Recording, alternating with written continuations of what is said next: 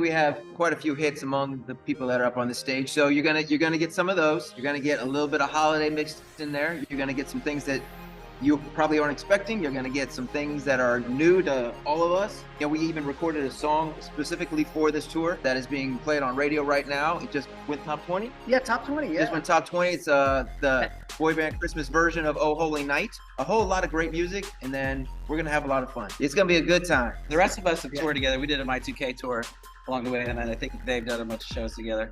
There's a lot of synergy. Last year, I had pitched a show to ABC, and it was a very boy band holiday. That was a success, and we had such a blast filming that. Myself and the guys from 98 were there, and we actually sang a song together. Jeff decided with the guys, like, hey, we have some routed dates in December. What if we take that concept and sort of bring it on the road? And he reached out to me. I thought it was fantastic. It's been nothing short of magical. And for me, you know, as far as like touring with the guys, like I've been touring with a 98 Degrees blanket for about 20 years. So I feel like I've had them wrapped around me.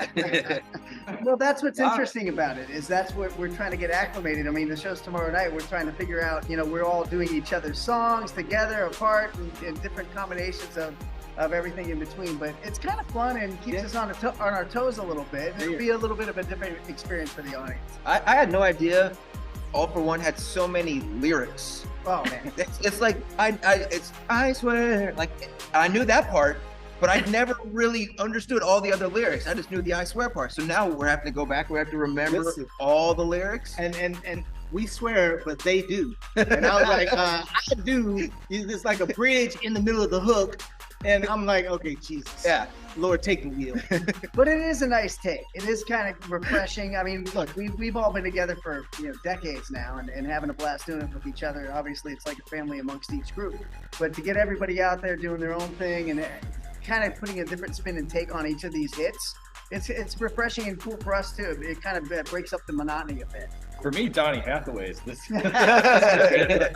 Always a favorite. Yeah, that and the Mariah Carey. We have a bunch of holiday stuff sprinkled in there, some contemporary, some of the more classic stuff. Ryan and Eric actually have a duet that's a new single that they're putting out called Spend It With You. Yeah, so this will be our first time having a record together. So it's fun, like getting to collaborate, you know, because we're on tour together, but we've never sung together. But now not only are we singing together, but we actually have a single together, so it makes it even more fun. It's an amazing song. I know we're all kind of promoting each other up here, but really it's an incredible song, super catchy. You can check that out. Spend it with you. That wasn't even rehearsed, guys. That wasn't even rehearsed. Too good. It catches, it gets stuck in your head. I'm not going to deny the fact that I was very much looking forward to singing at least one of the All For One hits. I Swear was actually, fun fact, was the song, one of the songs that I used in the auditions for making the band to actually get into O-Town.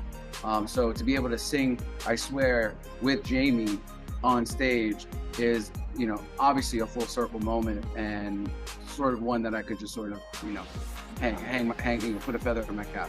It's the little things that like people don't think about when you're doing, you know, 4 different groups, you know, with a bunch of different songs, and everybody's trying to join in on each other's songs and make it really special. So there's a lot of things people don't think about that goes into doing this. I think us included, like, oh, didn't think about that. Whose idea was this? For me, it's my outfits, you know. I think for me personally, one of the things I love with the 90s was I love the variety of music. Like when you would say top 40, it really was top 40. You know, you would look at the charts and you might see Snoop on there, under Nirvana, under us, under them. Like it would just be everything, all kinds of music. And back then, the other thing that was still super dope to me was guys, men, we were not too cool then to say I love you and sing a love song. Now, you know, everybody's a little too cool, too swagged out in the club and singing about the same stuff, you know. But back then, it was cool. It was cool to be able to be a little vulnerable, you know, be in love. So 90s was also about like telling a dude or telling a girl that you were better than the dude she was with too. Well, I mean, you had that too. Yeah. Like, I can treat you way better than that. I think Boyz II Men was probably the biggest, artist that we collectively share as far as being big fans of. Definitely. For harmony groups, Take Six was a huge influence on any person that's ever sung harmony. We were signed to Motown, so we got, definitely a heavy dose of Motown legacy. Once you're on that level, you're like, oh, let me dig a little bit deeper into these albums, as opposed to just greatest hits. You also want to stay current on what's playing on radio. Definitely. You want to know what's out there, who the producers that are making the sounds that you like. It's kind of a mix, but to Jamie's point earlier, you don't want to just listen to one kind of thing. You want to be exposed to a variety of music, whether it's Zeppelin or the Beatles, or whether it's Boyz II Men or Jodeci or whoever. The more you can take, the more you can absorb, the better the artist you're going to be. I mean, I know for me, there's a lot. Of course, the Bruno Mars of the world, Adele, but I love a lot of indie artists as well, like Emily King, like P.J. Morton.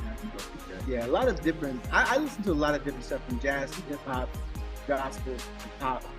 Yeah, it's got to be just like melody driven, Yeah. Like a good story, a good melody. Yeah, I mean, I think Adele is a perfect example of that. A lot of current music is just like the same. Yeah.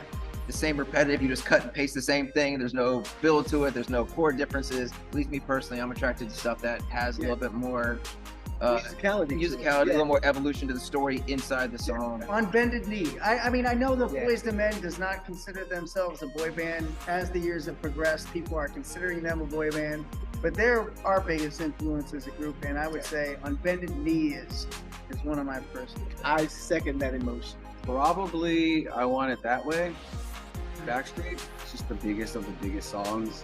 I still don't know what it means, and I don't think it matters. I mean, it depends also what you're considering a boy band. Is like Mint Condition considered? No. I mean, no, they were like a band. They were a band. They're like pretty brown eyes. Now.